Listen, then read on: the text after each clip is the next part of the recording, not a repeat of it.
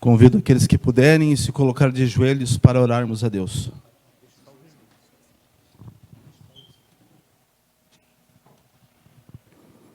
Senhor nosso Deus, Pai poderoso, Criador dos céus, da terra, do mar e tudo que neles há. Diante da Tua presença, nesse sábado, aqui está Teu povo, o povo da Igreja Central de Carazinho, que veio até a Tua casa de oração, movido pelo Teu Santo e bom Espírito, e que o Senhor os trouxe até aqui, porque o Senhor tem uma mensagem para cada um de nós. Que saiamos daqui melhores do que aqui chegamos. Nesta hora, Senhor, pedimos uma bênção especial sobre o pregador desta manhã, o juvenil desbravador Gessé, que será o Teu instrumento humano nas Tuas mãos. Que o Espírito Santo venha sobre ele e que as palavras que aqui ele profira sejam as nossas necessidades espirituais. Abençoa cada lar aqui representado, a cada irmão e irmã, juvenil, a cada idoso, a cada um daqueles que não puderam vir.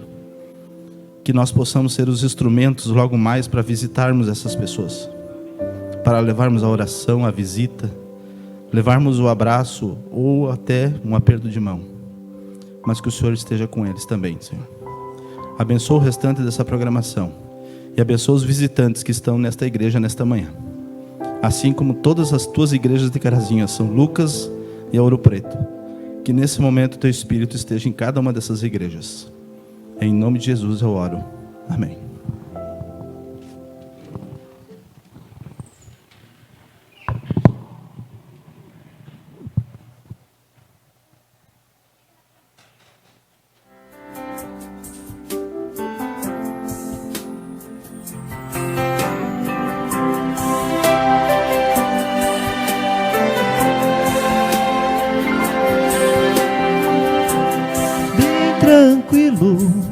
Posso descansar, pois sinto uma força a me amparar. Eu sei que em algum lugar há alguém orando por mim, alguém orando por mim. Será minha mãe, ou talvez meu pai, ou mesmo um amigo que nem me lembro mais. Mas seja quem for, sou feliz porque há alguém orando por mim, alguém orando por mim, através do pesar, posso vir a chorar, mas em paz ficarei, pois alguém orando por mim.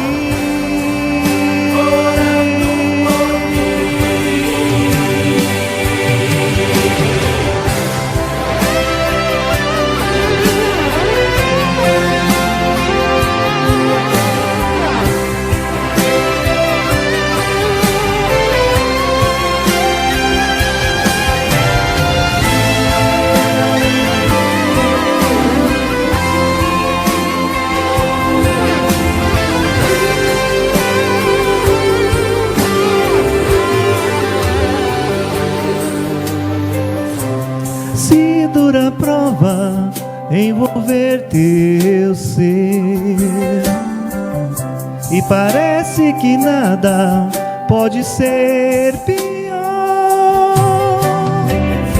há uma benção pra tua vida aqui, pois alguém orando por ti, alguém orando por ti.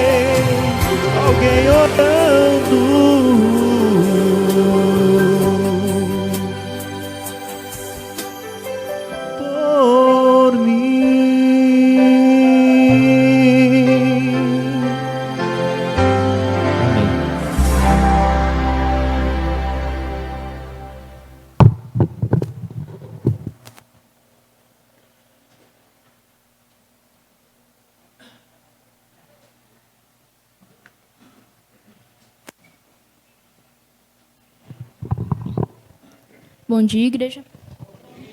Feliz sábado.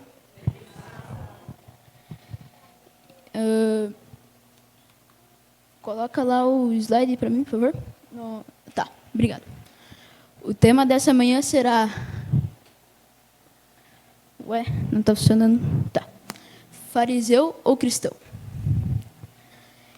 Ética e fé. Qual é o maior significado para todos vocês disso? Para mim, o maior significado de ética é ser alguém com compromissos, né? Com alguém responsável. Tipo, as pessoas falam das coisas, mas são na realidade um fariseu porque falam, mas nem elas mesmas fazem. Ética parte da filosofia responsável pela investigação dos princípios que motivam, distorcem, disciplinam ou orientam o comportamento humano, refletindo a respeito da essência das normas, valores, prescrições e exortações, presentes em qualquer realidade social.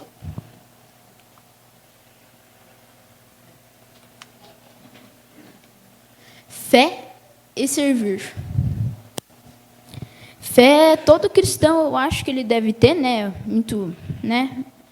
Na cara isso, né? Porque fé é algo muito responsável, vamos dizer assim, né? Porque para tudo que precisa de qualquer coisa, tu precisa de fé para conseguir, né? Vamos ler Gênesis 39, do verso 2 ao 5.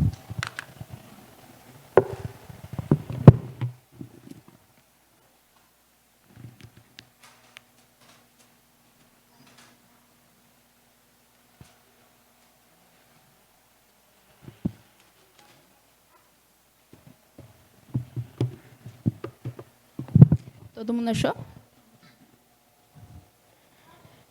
O Senhor estava com José, de todo modo que este prosperou e passou a morar na casa de seu senhor egípcio. Quando este percebeu que o Senhor estava com ele, e que o fazia prosperar em tudo o que realizava, agradou-se de José e tornou-o administrador de seus bens. Potifar deixou a seu cuidado a sua casa e lhe confiou tudo o que possuía. Então, aqui, José, né, como está ali, que era servo de Potifar, ele tinha tanta fé e confiava em Deus e servia a Potifar, que ele era muito responsável e pela fé de Deus, ele conseguiu se tornar administrador de toda a casa de Potifar.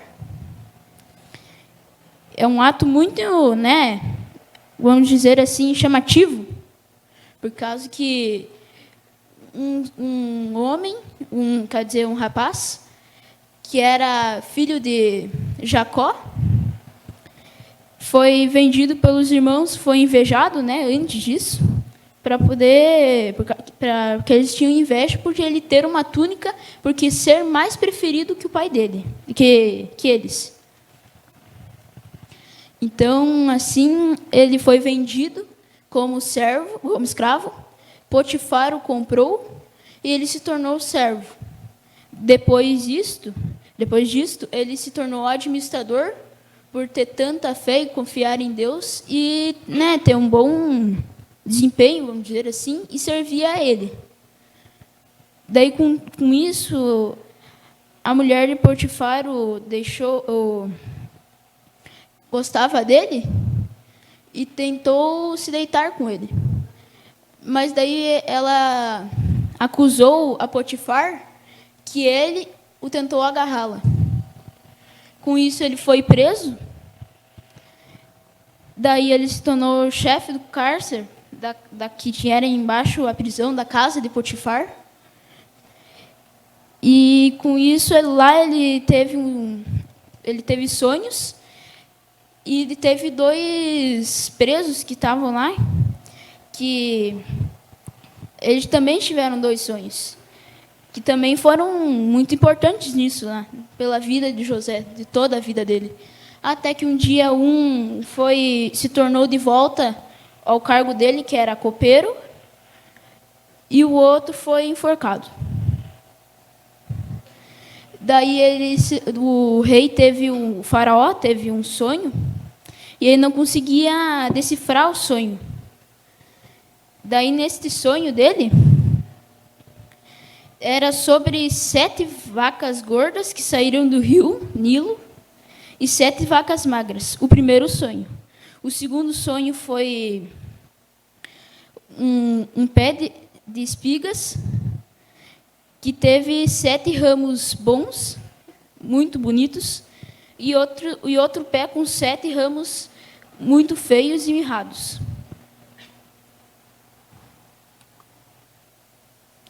Daí, nisso, o copeiro lembrou do José, que estava na prisão, e então, nisto, ele falou para que tinha um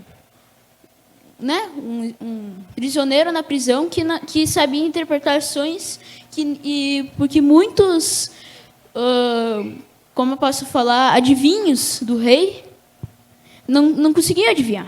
Todos não conseguiam. Então, ali vamos ler Gênesis 40, do 1 ao 8.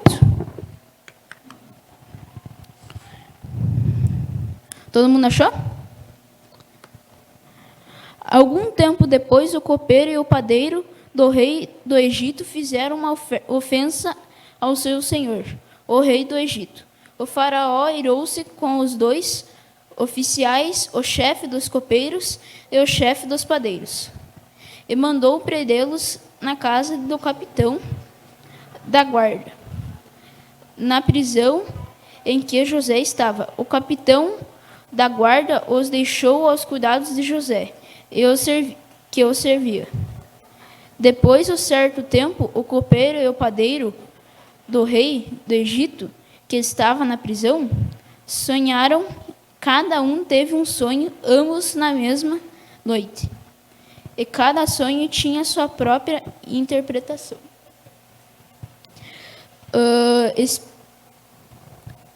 Depois brotaram outras 7 espigas mirradas, sequidas pelo vento leste.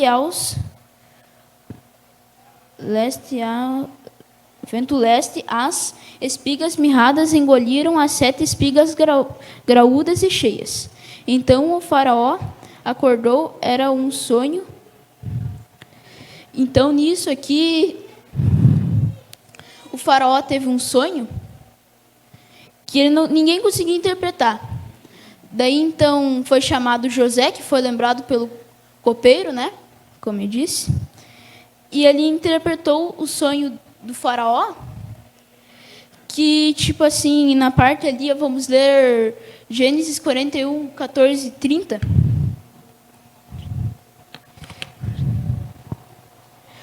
O faraó mandou chamar José, que foi trazido depressa do calabouço depois de se barbear e trocar de roupa. Apresentou-se ao faraó. O faraó disse a José: tive um sonho que ninguém consegue interpretar, mas ouvi falar que você, ao ouvir um sonho, é capaz de interpretá-lo. Respondeu-lhe José: isso não depende de mim, mas de Deus dará ao faraó uma resposta favorável. Então o faraó contou o sonho a José. Sonhei que estava em pé à beira do rio Nilo, quando saíram do rio 7 vacas belas e gordas, que começaram a pastar entre os juncos. Depois saíram outras 7 raquidas muito feias e magras. Nunca vi vacas tão feias em toda a terra do Egito. As vacas magras e feias comeram as 7 vacas gordas que tinham aparecido primeiro. Mesmo depois de havê-las comido, não pareciam que o tivessem feito, pois continuavam tão magras como antes. Então acordei. Depois tive outro sonho, vi 7 espigas de cereal cheias e boas, que cresciam num mesmo pé. Depois delas brotaram outras 7 murchas e mirradas, sequidas pelo vento leste. As espigas magras engoliram as 7 espigas boas. Contei isso aos magos, mas ninguém foi capaz de explicá-lo. O faraó teve um único sonho, disse-lhe José.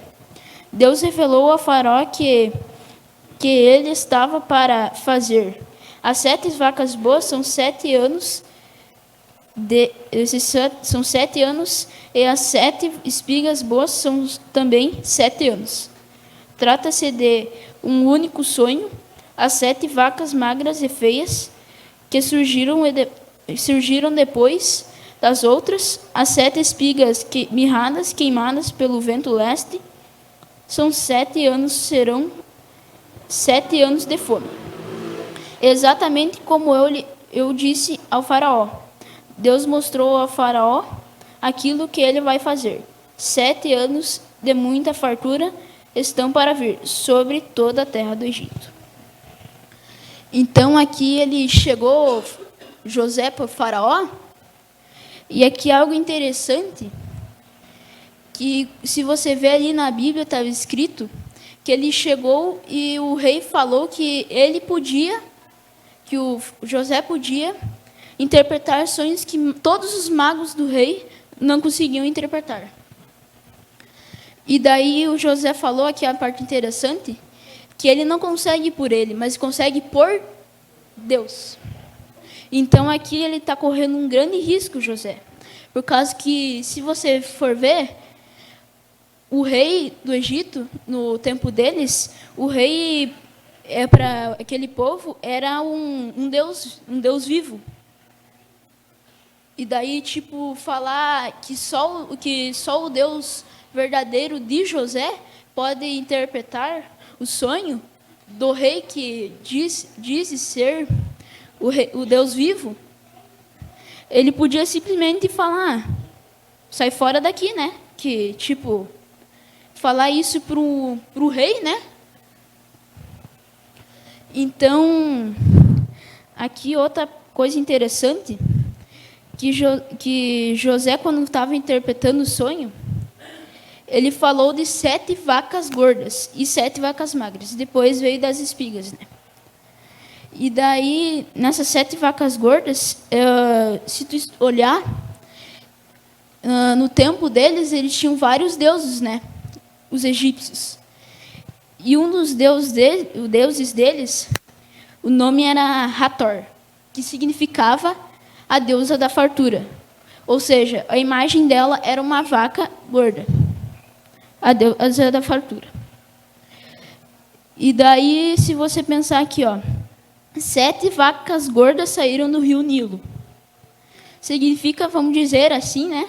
7 Hathores saíram do rio Nilo e outras 7 vacas normais não, né? Mas magras, saíram e comeram ela. Então, tipo, 7 anos, como as vacas gordas representam 7 anos de fartura e 7 anos de praga. Daí, se você pensar aqui, José, ele foi, e daí ele contou isso para o rei, e o rei, ele botou José como governador do Egito.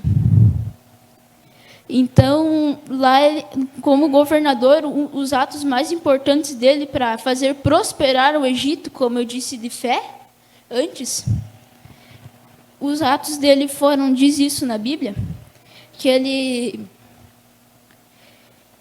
aumentou os impostos do Egito, e daí também a colheita que eles colhiam, eles não estavam vendendo, ele botou para não vender, para guardar.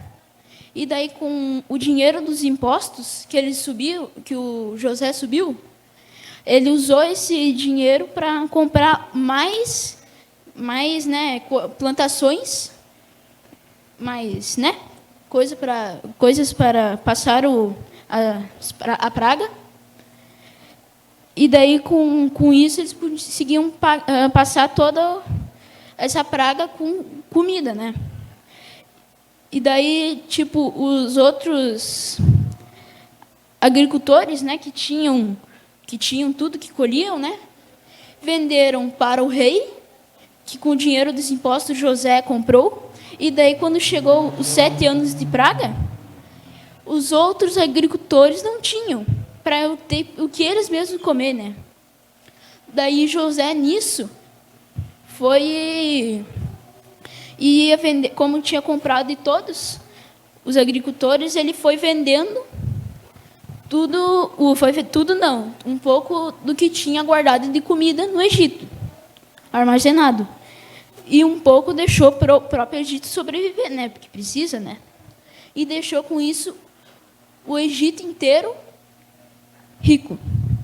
E daí eles pagavam com ouro, bronze, com prata, com joias, com o próprio dinheiro, a moeda daquele tempo.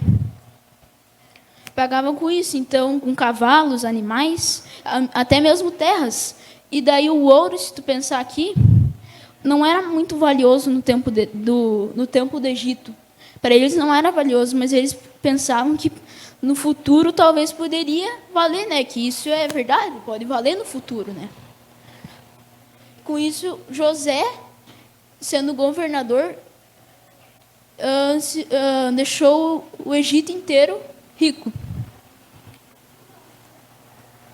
Quando os irmãos de José o venderam como escravo, José percorreu um caminho que o levou até o Egito. Esse foi o mesmo caminho que os seus irmãos fizeram para ver o que Deus fez na vida de José. Então, servir, né, a Deus, ser fiel e nunca desistir, né? A gente pode acontecer, tipo, pode acontecer não. A gente, vamos dizer, somos um José que foi vendido pelos irmãos de escravo, e daí eles voltaram para ver o que Deus fez na vida de José. Porque José teve fé, era fiel a Deus e não desistiu. E ainda por cima os perdoou. Ser cristão não é só falar que tem que amar, tem que vivenciar, tem que colocar em prática, como Jesus nos ensinou. Fariseu e cristão. Cristão diz-se ou aquele que professa ou frequenta a igreja de uma das modalidades do cristianismo. Fariseu, relativo ou membro de grupo religioso judaico surgido no segundo século antes de Cristo, que vivia na estrita observância das escrituras religiosas e da tradição oral. O grupo foi acusado de formalista e hipocrisia e prática pelos evangelhos. Então, devemos ser cristãos verdadeiros com corações puros e quebrantados e voltados para Jesus. Sejamos fiéis a Deus e tenhamos misericórdia e não sejamos fariseus infiéis. Então, aqui já estamos terminando, né? A aprendizagem. Devemos ter ética para poder, né, não sermos fariseus e servir pessoas verdadeiras, né? Devemos ter fé como José teve para vencer tudo, vencer e se tornar um governador, né? Servir. Devemos servir a Deus o máximo possível, não importa a situação. Perseverança, assim como José teve. Devemos ter perdão e ser fiéis a Deus, assim como José foi.